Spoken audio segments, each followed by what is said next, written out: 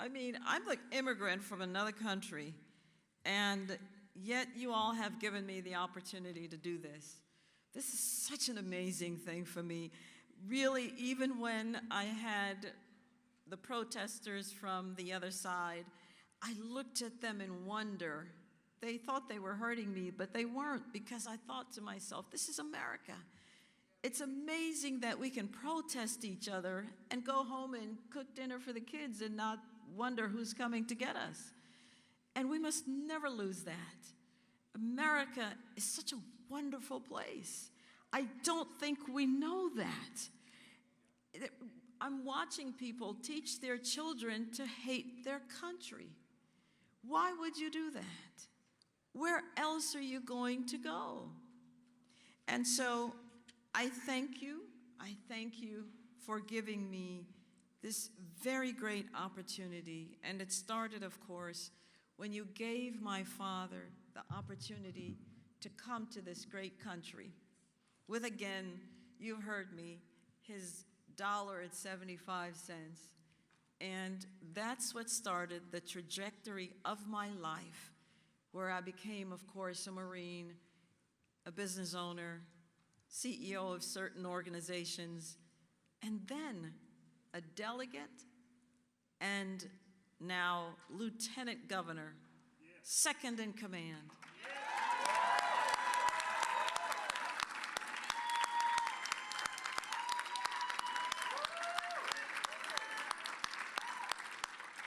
Now, I have to tell you, I am like everyone. I wanted to wait until every single ballot was counted. It's just because I have faith. And I wanted to wait. I wanted to wait because I know that God had called me for this purpose. And so remember now that God has called prophets. And sometimes the prophets were even beaten and some of them were killed. And so we understand that victory to the Lord looks a lot different than what we think of as victory. Victory starts with obedience. Obedience. Never forget that. So, before I say anything else, although I've said everything, I want to thank you because you believed in me. You who voted for me and who worked so hard to make our dream for Virginia come true. I still want to continue to thank God for this journey and his grace that brought me again to this wonderful country, this wonderful Commonwealth. And a special gratitude goes to my family, my wonderful husband of 39 years, and my wonderful children, Janelle and Katja.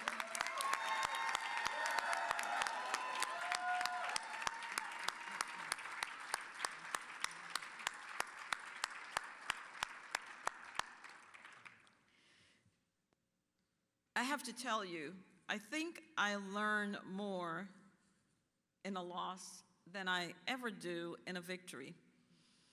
And I think there's just something about that. And it builds you. It's either going to tear you apart or it's going to build you. Well, I don't tear apart. I have God. I don't tear apart.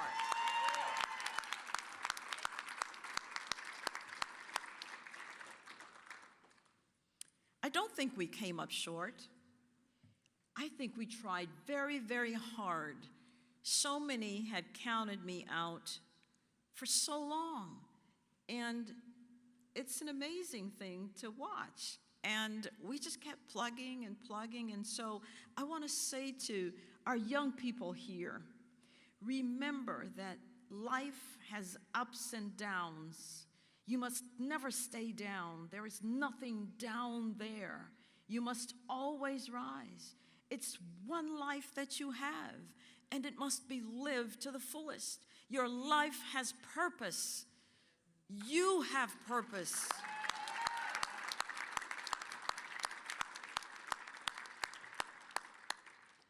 I have just called Abigail and she did not answer, and she doesn't have to answer. No, no, no, she doesn't have to answer. I think she's busy.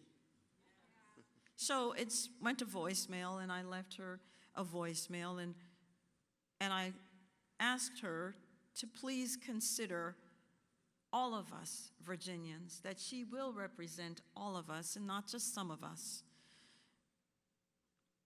And I wished her success. If she is successful, Virginia will be successful. That's what I wish for her. And I asked her to support policies that will unite us, that will not divide us, that will strengthen our families and keep us safe. And that if I can ever be of help doing that, I'm here. I'm ready to volunteer. After all, apparently I have nothing else to do. But volunteering isn't something that's new to me. I mean, I ran a men's prison ministry, one of the best things I think I've done, apart from my husband, my children, etc.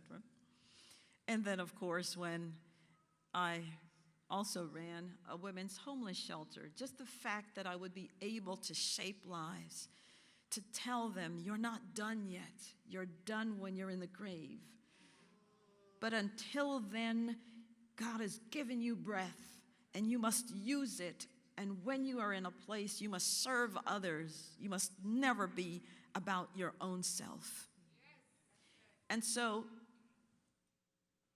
that's one reason I'm here. You know, I came back into politics because I believed I was called. I saw test scores, and I thought it was a good education that lifted my father out of poverty, and it's a good education that will lift all of us out of poverty. And when I was vice president of our State Board of Education, I was never laughing if a principal or a teacher or a school board person stood before me, because our children don't get do-overs, and they weren't learning. So I hope that Abigail considers school choice, opportunities for our children to excel. It can't but be just one path.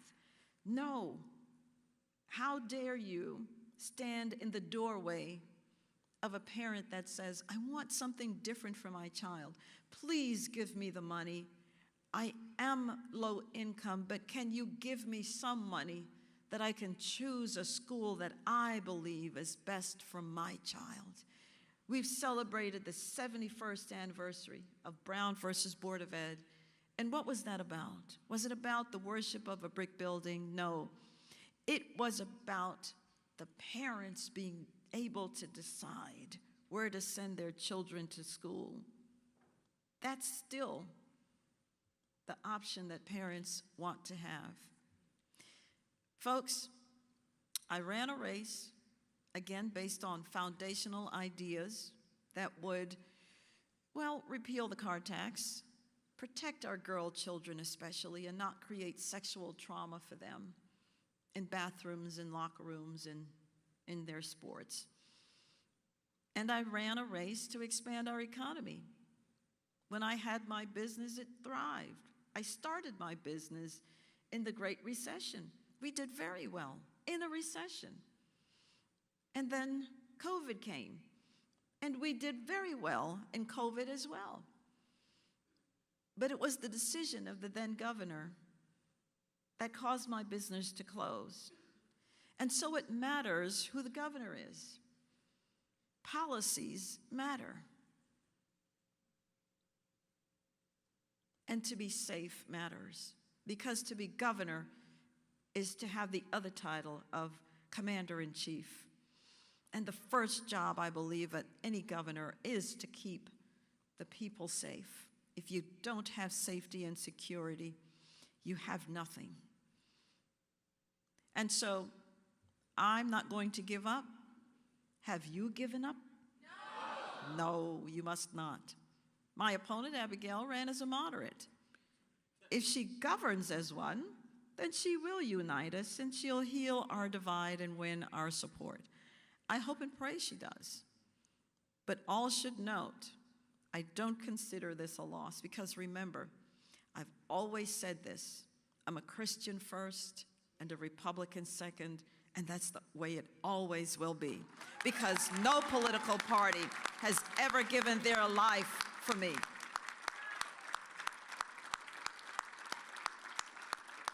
So your voice isn't lost. And I'm not going anywhere, and neither are you. Virginia is not a radical leftist state, and we will hold to account anyone who tries to impose on us the ideology of the left. We must offer our hands of cooperation, but the gesture comes with a warning. Do not tread on me.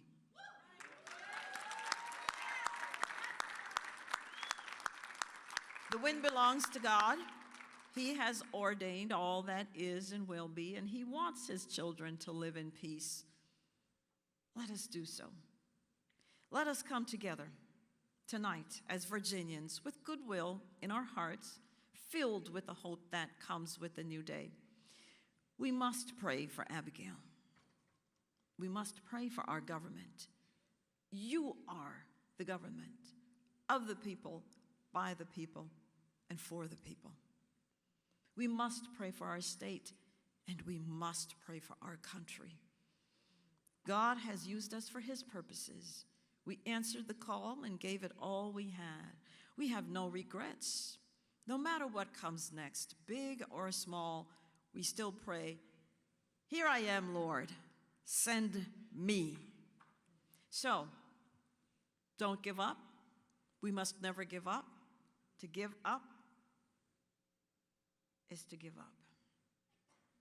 May God continue to bless you, and may God continue to bless our cherished Commonwealth of Virginia. And may God bless these great United States. Thank you so very much for investing in me. Thank you so very much. Many of you, and I want to finish here, you carried me. You sent in $5 and $10 and $15, and you thought that that was nothing, but you don't understand what you did. I got a check for $3, and it reminded me of the woman with the 2 mites, and that was all she had. She gave above and beyond. And those $5 and $10 and $15 and $25, they afforded me the ability to have, averaging every day, almost $250,000 to $300,000 a day. Without those $5, I would not even have been here because I had no money until other harder dollars came in. So don't ever think that you can't do anything. $5, as we say in Jamaica, every mickle makes a muckle. So I hope I continue to see you on the campaign trail. I hope I continue to see you, because you must understand, you have been given the opportunity to choose your government. Be a part of it. And if it's not helping someone who is the candidate, become the candidate yourself. Become the candidate yourself. So, thank you all. Thank you, and have a great night. God bless you.